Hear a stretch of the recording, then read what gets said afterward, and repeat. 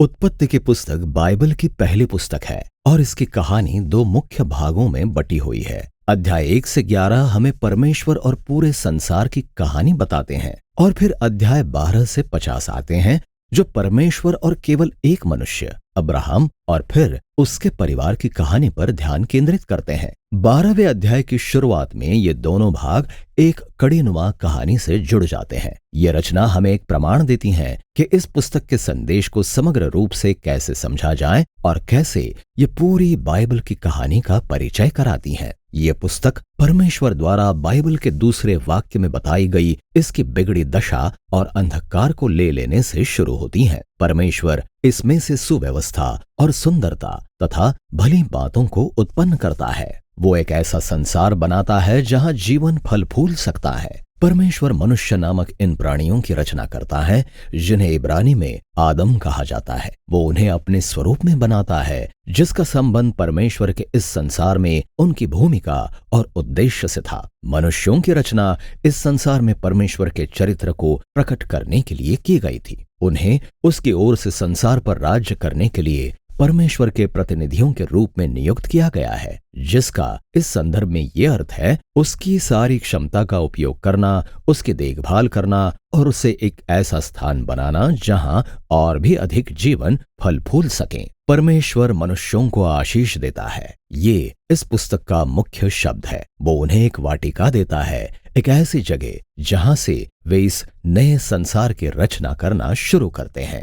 मुख्य बात यह है कि मनुष्यों के पास ये चुनाव है कि वे इस नए संसार का निर्माण आगे कैसे करेंगे। इसे भले और बुरे के ज्ञान के वृक्ष के द्वारा प्रस्तुत किया जाता है। अब तक परमेश्वर ने उन्हें वो दिया और बताया था कि क्या अच्छा है और क्या अच्छा नहीं है, लेकिन अब परमेश्वर मनुष्यों को गौरव और चुनने की आजादी देता है। क्या वे परमेश्वर द्वारा परिभाषित भले और बुरे पर भरोसा रखेंगे या क्या वे आप ही अपनी आजादी को प्राप्त करेंगे और अपने तरीके से भले और बुरे को परिभाषित करेंगे? जोखिम सचमुच बहुत बड़े हैं। परमेश्वर के विरुद्ध विद्रोह करना मृत्यु को गले लगाना है, क्योंकि आप जीवन के दाता से दूर ही जा रहे हैं। ये जीवन के वृक्ष के द्वारा प्रस्तुत किया जाता है। अध्याय 3 में एक रहस्यमय चरित्र, एक सांप कहानी में प्रवेश करता है। सांप का कोई परिचय नहीं दिया गया सिवाय इसके कि यह परमेश्वर द्वारा बनाया गया एक प्राणी है। ये स्पष्ट हो जाता है कि यह परमेश्वर के विरुद्ध विद्रोह करने वाला प्राणी है। यह मनुष्यों को विद्रोह और उनकी मृत्यु की ओर ले जाना चाहता है। सांप वृक्ष और चुनाव की एक अलग ही कहानी बताता है। वो कहता है कि भले और बुरे का ज्ञान प्राप्त करना मृत्यु को नहीं लाएगा, बल्कि ये तो वास्तव में जीवन को प्राप्त करने और स्वयं परमेश्वर जैसा बन जाने का मार्ग है। अब इसकी विडंबना दुखद है, क्योंकि हम जानते हैं कि मनुष्य पहले से ही परमेश्वर के समान है। उन्हें परमेश्वर के स्वरूप को प्रकट करने के लिए बनाया गया था। परमेश्वर पर भरोसा करने की अपेक्षा मनुष्य स्वायत्तता चाहते हैं। वे आप भले और बुरे का ज्ञान प्राप्त कर लेते हैं और एक ही पल में पूरी कहानी नियंत्रण से बाहर हो जाती है। पहली हानि मानवीय संबंधों की होती है। उस पुरुष और स्त्री को अचानक एहसास होता है कि वे कितने कमजोर हैं। वे एक दूसरे पर भी भरोसा नहीं कर सकते। वे वस्त्र बनाते हैं और एक दूसरे से अपना शरीर छिपाते हैं। दूसरी हानि यह होती है कि परमेश्वर और मनुष्यों के बीच की घनिष्ठता समाप्त हो जाती है, इसलिए वे भागकर परमेश्वर से छिप जाते हैं। जब परमेश्वर उन्हें ढूंढ लेता है तो वे एक दूसरे पर दोष लगाने लगते हैं कि पहले किसने विद्रोह किया। अब यहीं पर यह कहानी समाप्त हो जाती है। यहाँ छोटी कविताओं की एक श्रृंखला है जहाँ परमेश्वर सांप को और फिर मनुष्यों को उनके कार्यों के दुखद परिणामों के बारे में बताता है। परमेश्वर पहले सांप से कहता है कि उसकी स्पष्ट जीत के बावजूद धूल चाटने के लिए उसकी पराजय तय है। परमेश्वर प्रतिज्ञा करता है कि एक दिन एक संतान या वंशज स्त्री से पैदा होगा जो सांप के सिर पर घातक प्रहार करेगा। यह एक बहुत अच्छे समाचार के समान लगता है, लेकिन यह विजय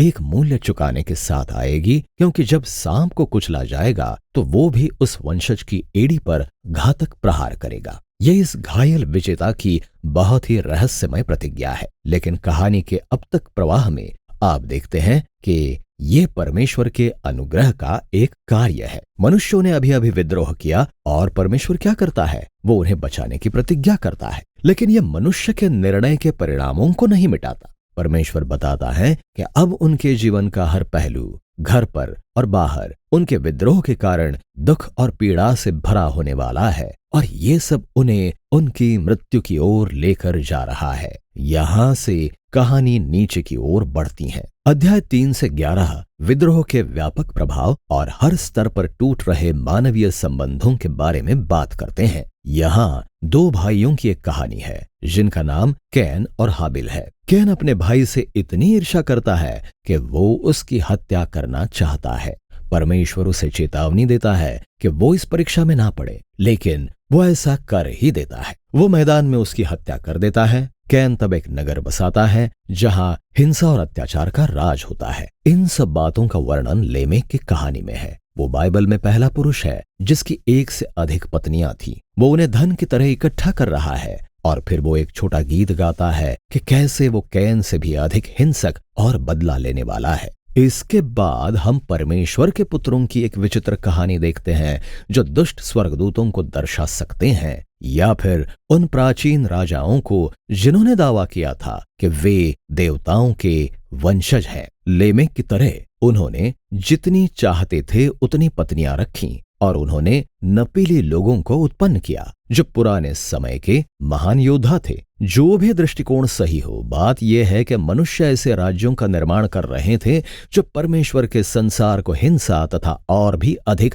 भ्रष्टता से भर रहे थे। इसके प्रत्युत्तर में हमें बताया जाता है कि परमेश्वर दुख से आहत हो जाता है। मनुष्य जाति उसके अच्छे संसार को बर्बाद कर रही है और वे एक दूसरे को भी बर्बाद कर रहे हैं और इसीलिए अपने संसार की अच्छाई को बचाए रखने की चाहत में वो एक भयानक जल प्रलय के साथ मनुष्य जाति की बुराई से इसे साफ करता है। लेकिन वो एक निर्दोष मनुष्य नूह और उसके परिवार की रक्षा करता है। वो एक नए आदम के रूप में उसे आज्ञा देता है। वो ईश्वरीय आशीष को दोहराता है और उसे संसार में जाने की आज्ञा देता है। हमारी आशाएं बहुत बढ़ जाती हैं, लेकिन फिर नूह भी असफल हो जाता है। वो भी एक वाटिका में वो जाता है और एक दाख की बारी लगाता है और नशे में चूर हो जाता है। और फिर उसका एक पुत्र हाम तंबू में अपने पिता के साथ कुछ शर्मनाक कार्य करता है। यहाँ हमारे पास हमारा नया आदम है, पहले की तरह नग्न और शर्मिंदा। नीचे की ओर पतन फिर शुरू हो जाता है। यह सब बाबिलोन नगर की स्थापना का कारण बनता है। प्राचीन मेसोपोटामिया के लोग अपनी इस नई तकनीक ईंट के साथ इकट्ठा होते हैं। वे नगरों और मीनारों को पहले के लोगों की तुलना में बड़ा और तेज गति से बना सकते हैं। वे एक नई तरह की मीनार बनाना चाहते हैं जो देवताओं तक पहुंच जाए और वे अपना बड़ा नाम कर सकें। ये मनुष्य के विद्रोह और घमंड का रूपक है। ये वाटिका का विद्रोह था जो अब बढ़ चुका है। परमेश्वर उनके घमंड को तोड़ता है और उन्हें तितर बितर कर देता है। ये कहानियों का एक विविध समूह है, पर आप देख सकते हैं वे सब एक ही मूल विषय के बारे में बात कर रही हैं। परमेश्वर मनुष्यों को अपने संसार के साथ सही कार्य करने का मौका देता रहता है और मनुष्य इसे बर्बाद करते रहते हैं। ये कहानियां ये दावा कर रही हैं कि हम एक अच्छे संसार में रहते हैं जिसे हमने बुरा बना दिया है और कि हम सब ने अपने तरीके से भले और बुरे को परिभाषित करने का चुनाव किया है। हम सब टूटे संबंधों के इस संसार में अपना योगदान देते हैं जो लड़ाई और हिंसा और अंततः मृत्यु की ओर ले जाता है। लेकिन एक आशा है। परमेश्वर ने प्रतिज्ञा की है कि एक दिन एक वंशज आएगा, अर्थात एक घायल विजेता जो बुराई को जड़ से हरा देगा। मनुष्यों की बुराई के बावजूद परमेश्वर अपने संसार को आशीष देने और बचाने के लिए दृढ़ संकल्पित है। अब बड़ा सवाल निस्संदेह ये है कि परमेश्वर क्या करने जा रहा है। अगली कहानी अर्थात वो कड़ी इसका उत्तर देती है। अभी के लिए उत्पत्ति अध्याय 1 से 11 इसी विषय में है।